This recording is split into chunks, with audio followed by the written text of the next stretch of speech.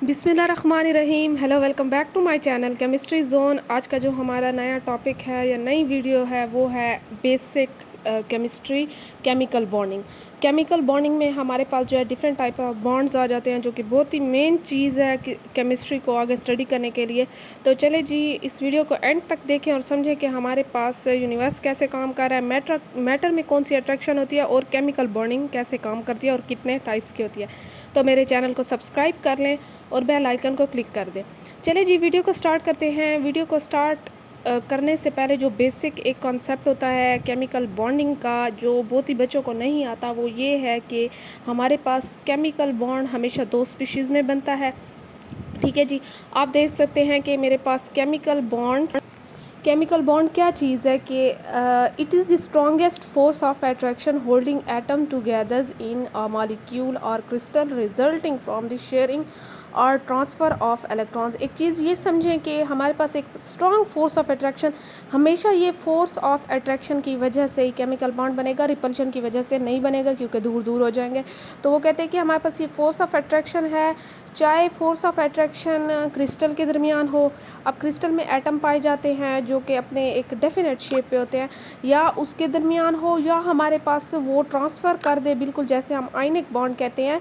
तो ये चीज़ें आप जब टाइप्स पढ़ेंगे तो उनमें ये चीज़ें आप पढ़ेंगे कि हमारे पास ये एटम के दरमियान भी हो सकता है, ये हमारे पास क्रिस्टल के दरमियान भी हो सकता है, या ये हमारे पास शेयरिंग की वजह से भी हो सकता है कि दो एटम आपस में शेयर कर रहे हो इलेक्ट्रॉन। तो वो कहते हैं कि strong force of attraction holding atoms together in the molecule or crystal. तो यही फोर्स ऑफ अट्रैक्शन की वजह से हमारे पास क्या होता है कि दो एटम ने एक दूसरे को पकड़ा होता है और एक दूसरे के साथ बॉन्ड बनाया होता है, resulting from the sharing or transfer of electron. वही बात है ऊपर वाली, strong force of attraction holding atom together in a molecule or crystal resulting from the sharing or transfer of electron. एक चीज़ आप लोग ये याद रखें कि कोई भी एटम है, उन दोनों ने अगर आपस में एक दूसरे को पकड़ा हुआ है तो केमिकल बॉन्ड हमेशा इलेक्ट्रॉन की वजह से बनता है। इलेक्ट्रॉन जो है वो दोनों तरफ से या शेयर हो रहा होता है, या एक ने दूसरे को दिया होता है तो वो बॉन्डिंग बन रही होती है, या हमारे पास जो है दो इलेक्ट्रॉन्स जो होते हैं उन्होंने आपस में फोर्स ऑफ अट्रैक्शन से बॉन्ड बनाया होता है और वो जो है एक दूसरे से जुड़े होते हैं दो एटम। तो ये जो है ये केमिकल बॉन्ड हो गया।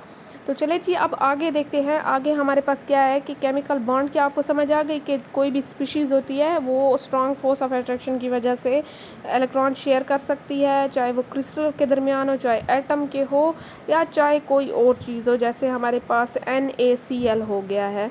तो ये भी आप एग्जांपल लिख सकते हैं कि Na जो है वो सोडियम है, Cl हमारे पास क्लोरीन है। तो इन पॉजिटिव नेगेटिव की वजह से इन दोनों का बॉन्ड बना हुआ है।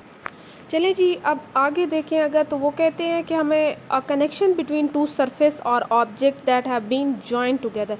वो कहते हैं कि कोई भी कनेक्शन हो, केमिकल बॉन्ड जो है वो कनेक्शन का नाम है। आप कनेक्शन भी लिख सकते हैं इसे कि it means connection between two atoms, या क्रिस्टल कह दें, क्रिस्टल के दरमियान जो एटम होते हैं, या कंपाउंड वगैरह कह दें, एलिमेंट वगैरह कह दें। तो ये हमारे पास यहाँ एक चीज़ बताने की ये कोशिश की जा रही है कि सिर्फ अगर हम केमिकल बॉन्ड की बात करें तो वो एटम के दरमियान के अलावा अगर हम प्रैक्टिकल लाइफ में बात करें तो वो कहते हैं कि ये दो सरफेस के दरमियान भी हो सकता है, केमिकली वो एक दूसरे के साथ चिपके हुए हों, या हमारे पास दो ऐसे ऑब्जेक्ट के दरमियान भी हो सकता है जिन्होंने एक दूसरे को जॉइन टुगेदर, मीन्स कि वो इकट्ठे हुए हुए हैं, specially by the mean of adhesive substances, heat और प्रेशर। जो ये तीन चीज़ें अगर केमिकली जो है दो सरफेस एक दूसरे के साथ जुड़ी है, या दो ऑब्जेक्ट एक दूसरे के साथ जुड़े, तो हम कह सकते हैं कि दे आर केमिकली बॉन्डेड। तो वहाँ भी एक केमिकल बॉन्ड की हम बात कर सकते हैं, लेकिन केमिस्ट्री के लिहाज से जो एक प्रॉपर डेफिनेशन है वो पहले वाली थी, जिसमें एटम की बात की है और इलेक्ट्रॉन्स की बात की गई है। तो यहाँ पे जो है आप देख सकते हैं कि केमिकल बॉन्ड जो होता है उसमें एक रेड हमारे पास वो दिया हुआ है, जिसके दरमियान एरो से दिखाया हुआ है कि एटम के दरमियान जो है एक दो ब्लू हैं, एक रेड है। या आप वाटर का भी ले सकते हैं, H2O जैसे होता है हमारे पास मॉलिक्यूल, तो उसके दरमियान ये एरो से किया गया कि केमिकल बॉन्ड ऐसे होता है कि एक दूसरे को इन्होंने पकड़ा होता है। A bond that holds two or more atom together. ठीक है जी, तो चले जी अब आगे देखते हैं। आगे है how does a chemical bond occur, कैसे बनता है केमिकल बॉन्ड। अब इसका एक जेन्युइन सा रीज़न यहाँ देंगे कि पहले तो केमिकल बॉन्डिंग थी क्या, कि हमारे पास कनेक्शन बिटवीन टू एटम और क्रिस्टल और एलिमेंट्स जो कि हमारे पास शेयर ऑफ इलेक्ट्रॉन से भी हो सकता है और ट्रांसफ़र ऑफ इलेक्ट्रॉन से भी हो सकता है। ठीक है, तो अब यहाँ देखिए कि हमारे पास कहते हैं केमिकल बॉन्ड बनता कैसे है। Every atom is composed of a core with positively charged proton and a neutral neutrons, and it is surrounded by an outer layer called electron cloud which has a negative charge। अगर आप लोग एक basic या simple में देखें, एक atom होता है जिसका हमारे पास दरमियान में न्यूक्लियस होता है जो पॉजिटिव होता है। अब उस न्यूक्लियस में प्रोटॉन होते हैं जो पॉजिटिव होते हैं, न्यूट्रॉन होते हैं जिन पे कोई चार्ज नहीं होता, वो न्यूट्रल पार्टिकल्स होते हैं। और उसके इर्द गिर्द जो होता है आपको पता है ऑर्बिट्स होते हैं या शेल्स होते हैं जो कि इलेक्ट्रॉन्स के लिए होते हैं, उनमें इलेक्ट्रॉन्स होते हैं और वो नेगेटिवली चार्ज होते हैं। यहाँ तक ये बेसिक था जो हमारे पास एक स्ट्रक्चर होता है एटम का। Opposite charges at both attract both within the same atom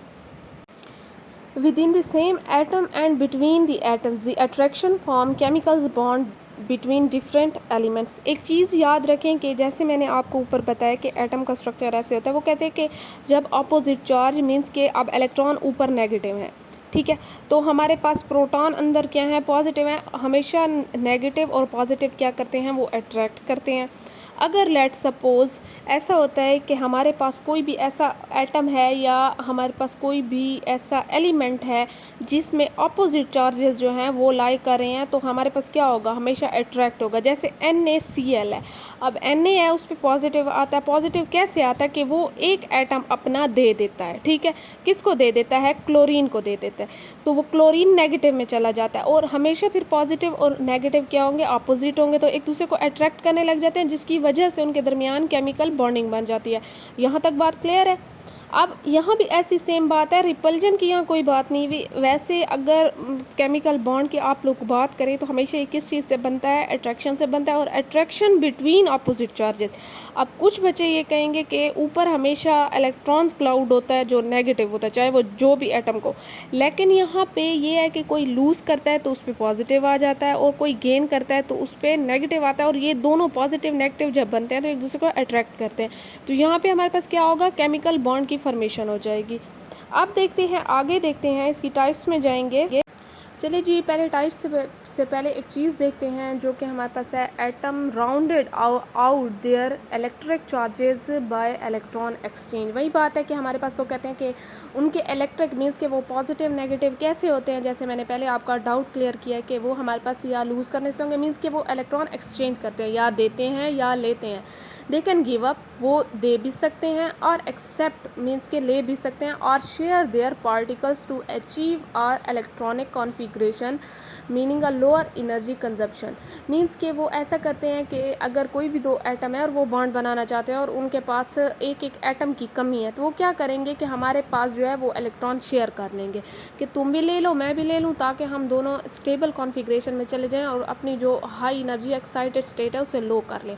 तो यहाँ पे ऐसी बात है कि हमारे पास केमिकल बॉन्ड जो है वो इसी तरीके से बनते हैं। जब आप टाइप्स पढ़ेंगे तो आपको मज़ीद क्लियर हो जाएगा। American chemist and physicist Gilbert Lewis devise the octet rule in 1917। हमारे पास ल्यूइस ने क्या किया था 1917 में, जैसे डुबलेट होता है और ऑक्टेट। ऑक्टेट मीन्स के 8 होता है, जो पहले शेल में 2 होते हैं इलेक्ट्रॉन्स, जिसे डुबलेट कहते हैं। अगर वो 2 कंप्लीट हो जाए तो हम कहते हैं कि इसने डुबलेट जो है वो रूल फॉलो किया है। और अगर 8 इलेक्ट्रॉन्स जो होते हैं उसके बाद दूसरे शेल में अगर वो कंप्लीट हो तो हम उसे कहते हैं कि ऑक्टेट रूल के थ्रू क्या है हुआ है, इसने अपनी कॉन्फ़िगरेशन फुल किया, मीन्स के 8 इलेक्ट्रॉन्स लिए हैं। It explains how atom of different chemical elements combine to find bond. वो कहते हैं कि इसी तरीके से हमें ये पता चलता है इसी ऑक्टेट रूल से, जो शेल होता है, कि उसने लिए हैं, दिए हैं या शेयर किए हैं, तो इसी तरीके से हमें केमिकल बॉन्डिंग का पता चलता है। ठीक है जी, चलिए जी, आप देखते हैं टाइप्स ऑफ केमिकल बॉन्ड हमारे पास कितनी टाइप्स हैं, कि हमारे पास ये पता चले कि एटम ने शेयर किया है, ट्रांसफ़र किया है, या कोई और दूसरा काम किया जिसकी वजह से बॉन्ड बने। तो स्टार्ट करते हैं। Depending on the type of bonded atom which have their own characteristic mechanism and then chemical bond can be. अब पहला हमारे पास बॉन्ड कौन सा बताया गया कि वो कोवेलेंट बॉन्ड है। ये सबको पता है कि हमारे पास कोवेलेंट बॉन्ड बहुत ही स्ट्रॉन्गेस्ट बॉन्ड होता है, जो कि कोवेलेंट बॉन्ड में शेयरिंग होती है। कोवेलेंट का मतलब है कि एटम के दरमियान शेयरिंग चल रही है। कोवेलेंट का कहीं भी अगर मतलब आता है तो ये आप समझ लें कि एक स्ट्रॉन्गेस्ट बॉन्ड है। और दूसरा ये कि इसने हमारे पास शेयरिंग की है इलेक्ट्रॉन्स की। It occurs when non metallic atom share electrons. Covalent bond हमेशा नॉन मेटेलिक एटम्स में बनता है और वो कहते हैं कि वो शेयर ऑफ इलेक्ट्रॉन करता है। In this type of bond electrons move between atoms. वो कहते हैं कि हमारे पास जब कोई भी कोवेलेंट बॉन्ड बनाते हैं दो एटम, तो उनके दरमियान जो दो इलेक्ट्रॉन होते हैं वो मूव कर रहे होते हैं। मींस के वो उसका भी होता है और उसका भी होता है, उसका भी कंप्लीट ऑक्टेट कर रहा है और दूसरे का भी कंप्लीट कर रहा है। फिर कहते हैं कि between atom producing polar covalent bond sharing electrons unequal. अगर पोलर का मतलब आता है तो हमारे पास ये है कि अगर शेयरिंग जो है वो अनइक्वल हो रही है, किसी पे ज़्यादा पॉजिटिव आ रहा है, कोई बहुत ज़्यादा दे रहा है और किसी पे पार्शली नेगेटिव आ रहा है, वो ले रहा है, तो हमारे पास ये क्या है कि अनइक्वल है, पोल्स बन जाएंगे पॉजिटिव और नेगेटिव, तो हम इसे कहेंगे कि ये पोलर है। हमारे पास पोलर कोवेलेंट बॉन्ड है जिसमें अनइक्वल शेयरिंग तो हो रही है लेकिन अनइक्वल सेंस में हो रही है, कोई ज़्यादा ले रहा है और कोई ज़्यादा दे रहा है। एंड नॉन पोलर वंस, और नॉन पोलर भी होते हैं जिसमें इक्वली हमारे पास होती है कि ना वो ज़्यादा ले रहे हैं ना वो, दोनों पे पॉजिटिव नेगेटिव जो है वो इक्वल आ रहा होता है। ठीक है जी, तो शेयरिंग जो है वो इक्वल हो रही है तो वो नॉन पोलर होगा। एग्जाम्पल अगर हम वाटर की ले लें, H2O is compose of 2 hydrogen. आपको पता है कि वाटर में 2 हाइड्रोजन है, 1 ऑक्सीजन है, and it's bond each hydrogen atom shares and oxygen. अच्छा, एक चीज़ ये भी देखें कि हमारे पास जैसे ये है H2O है, अब इसमें 2 हाइड्रोजन है, अब वो दोनों इक्वली शेयर कर रहे हैं किस चीज़ को, ऑक्सीजन को, तो ये हमारे पास क्या होगा, ये कोवेलेंट बॉन्ड की एग्जांपल में आ जाएगा कि हमारे पास जो है ये इक्वल शेयरिंग हो रही है, दोनों हाइड्रोजन जो है वो शेयर कर रहे हैं ऑक्सीजन बॉन्ड को। चलिए जी, अब अगली एग्जांपल देखते हैं, अगली टाइप देखते हैं इसकी, सॉरी, आयनिक बॉन्ड। अगली टाइप जो है वो आयनिक बॉन्ड है। आयनिक का बहुत ही सिंपल सी एक चीज़ आप लोग माइंड में रख लें कि आयन का मतलब होता है पॉजिटिव और नेगेटिव किसी भी एटम पे।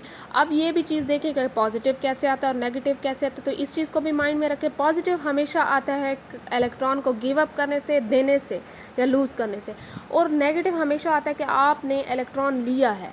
ठीक है, मीन्स कि आपने किसी से इलेक्ट्रॉन लिया तो नेगेटिव उस पर आ जाएगा और वो एनाइन बन जाएगा। कैटाइन और एनाइन की बात है, ये आइंस होते हैं, पॉजिटिव कैटाइन होता है और नेगेटिव एनाइन होता है। तो जब ये पॉजिटिव और नेगेटिव जो है वो अपोजिट होते हैं और वो दोनों एक दूसरे को अट्रैक्ट करते हैं और वो इस अट्रैक्शन की वजह से जो बॉन्ड बनता है हम उसे कहते हैं वो आयनिक बॉन्ड है। बहुत ही सिंपल सा ये फंडा है, आपने बस ये समझना है, बाकी थ्योरी आप लोग लिख लेंगे, बहुत मुश्किल नहीं है, कोई रॉकेट साइंस नहीं है। तो आयनिक बॉन्ड को बस आइंस से जो है आप लोग माइंड में रख लें कि आइंस क्या होते हैं, पॉजिटिव नेगेटिव होते हैं। पॉजिटिव कैसे आता है कि वो देने से आता है, नेगेटिव कैसे आता है वो लेने से आता है। तो ये हमारे पास आयनिक बॉन्ड का जो है ये सही सिंपल सा कॉन्सेप्ट यही वाला है। चलिए जी, देखते हैं कि हमें क्या बता रहे हैं। This occurs when the metallic and non metallic atom bond and electron charge is given up from one two another. वो कहते हैं कि कभी कभार ऐसा होता है जब मेटल होता है उसकी ये प्रॉपर्टी होती है मेटल एटम की कि वो हमेशा देता है, मेटल पे हमेशा पॉजिटिव आएगा। अगर आप लोग पीरियोडिक टेबल के कुछ फर्स्ट ग्रुप देखें, जैसे फर्स्ट 1A 2A है, तो इसमें क्या है कि इनकी ये प्रॉपर्टी है कि ये हमेशा गिव अप करते हैं इलेक्ट्रॉन, इनके पास एक एक्स्ट्रा होता है तो ये दे देते हैं, जो इन पे पॉजिटिव आ जाता है, ये कैटाइन बन जाते हैं और यही मेटल है, मेटल की यही प्रॉपर्टी है। और वो कहते हैं कि जब यही मेटल नॉन मेटल के साथ बनाते हैं बॉन्ड, अब नॉन मेटल कौन से एटम होते हैं, नॉन मेटल वो होते हैं जो हमेशा लेते हैं, जिन पे हमेशा नेगेटिव आता है। जैसे आप लोग ये देख सकते हैं कि नेगेटिव में हमारे पास क्या आ सकता है, हेलोजन जितने भी हैं वो नेगेटिव है। अगर आप लास्ट जो ग्रुप्स हैं वो देखें, जैसे हेलोजन वगैरह हैं, तो नोबल गैसेस को छोड़ के तो इन पे नेगेटिव आता है, नेगेटिव कैरेक्टर क्या हो रहा है, इंक्रीज़ हो रहा है। इसी वजह से हमारे पास जो है ये जब मेटल और नॉन मेटल एटम जो हैं वो क्या करते हैं, पॉजिटिव और नेगेटिव मींस के बना लेते हैं और यही पॉजिटिव नेगेटिव अट्रैक्ट करता है और ये आपस में इनकी फोर्स ऑफ अट्रैक्शन की वजह से बॉन्ड बनता है। तो हम इसे कहते हैं कि ये हमारे पास क्या है, आयनिक बॉन्ड है। अब मेटल नॉन मेटल के सेंस में भी आप लोग देख सकते हैं या कैटाइन एनाइन के सेंस में भी आप लोग देख सकते हैं कि एक ने लूज़ किया एक ने गेन किया। तो ये बहुत ही सिंपल सा चीज़ है जो आपको समझने की सिर्फ ज़रूरत है। तो as a result both negatively charge ion जिसे हम एनाइन कहते हैं, पॉजिटिव वंस जिसे हम कैटाइन कहते हैं, are produced and there is attraction between opposite charges. वही बात है कि हमेशा पॉजिटिव नेगेटिव होता है और फोर्स ऑफ अट्रैक्शन पैदा होती है। अगर एग्जांपल दें, बहुत ही सिंपल सी एग्जांपल है NaCl की। NaCl आपको पता है कि सोडियम हमेशा मेटल में आता है। अगर आप लोग पीरियोडिक टेबल देख लें तो हमारे पास फर्स्ट वाले जो ग्रुप्स हैं वो मेटल हैं और इस पे ये लूज़ करता है। इस हमारे पास कितने होते हैं, Na पे हमारे पास 11 है, 11 में अगर वो एक दे देता है और उसके पास 10 रह जाते हैं तो उस पर क्या आएगा, पॉजिटिव आएगा। और क्लोरीन का क्या है, हमारे क्लोरीन हमारे पास क्या है, नेगेटिवली चार्ज एटम है। क्लोरीन हेलोजन में आ जाता है, जो कि हमेशा लेता है, इस पर नेगेटिव आता है कि इसे चाहिए। अब इसके पास 17 इलेक्ट्रॉन्स होते हैं, तो ये कहते हैं कि एक मेरे पास आ जाए ताकि मेरा 8 हो जाए, तो मेरा ऑक्टेट का रूल कंप्लीट हो जाए। तो इसीलिए ये हमारे पास बॉन्ड बना लेता है और ये NaCl बन जाता है। अब इनमें एक केमिकल बॉन्ड आ गया, ठीक है। और अब इस केमिकल बॉन्ड का नाम क्या है कि ये आयनिक, मीन्स कि इनके आयन बने हैं तभी ये हमारे पास आया है।